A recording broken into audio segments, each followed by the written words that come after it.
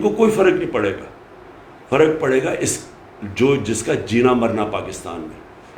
تو میں آج ساری قوم کو پرامن احتجاج کے لیے آج دعوت دے رہا ہوں۔ اتوار کو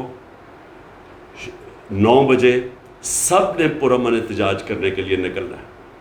میں ساری اپنی قوم کو، ہر شعبے کو، ٹریڈ یونینز کو، پروفیشنلز کو، ڈاکٹرز کو، انجینئرز کو، کلرکس کو، سرکاری نوکروں کو، میں آج سب آپ کو دعوت دے رہا ہوں کہ اگر آپ نے یہ تماشا مزید اور دیکھنا ہے تو یہ یاد رکھیں کہ جو آگے مہنگائی آ رہی ہے وہ اس سے بہت بڑھ کے آ رہی ہے۔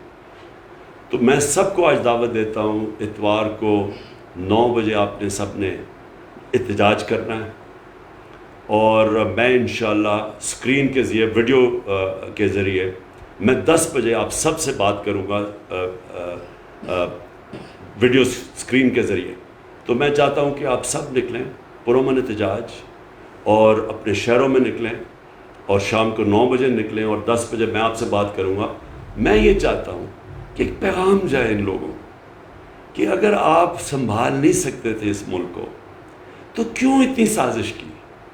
اگر آج آپ کہہ رہے ہیں کہ جی بارودی سرنگیں بنا دی گئی ہیں، تو کیا آپ کو ضرورت تھی کہ ایک ملک جو صحیح طرف لگا ہوا تھا اس کو کیوں آپ نے ڈیریل کیا؟ صرف اس لیے کہ اپنی چوری بچانے کے لیے۔ اور آج آپ ہمیں کہہ رہے ہیں کہ جی ہم کیا کریں، جی یہ تو بڑا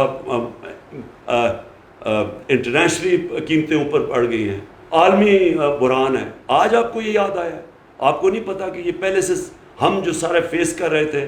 بار بار میں بتا رہا تھا کہ ہم بڑی مشکلوں سے اپنے لوگوں کو مہنگائی سے بچا رہے ہیں، اور یہ جو عالمی مہنگائی ہے اس سے ہم پروٹیکٹ کر رہے ہیں۔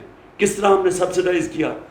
تب تو سارے لگے ہوئے تھے کہنے کہ جی اس کو کیوں اس نے پٹرول کی قیمت بڑھائی اور ڈیزل کی، اور مہنگائی کیوں کر رہا ہے؟ مہنگائی مارچ ہو رہی تھی ہمارے خلاف۔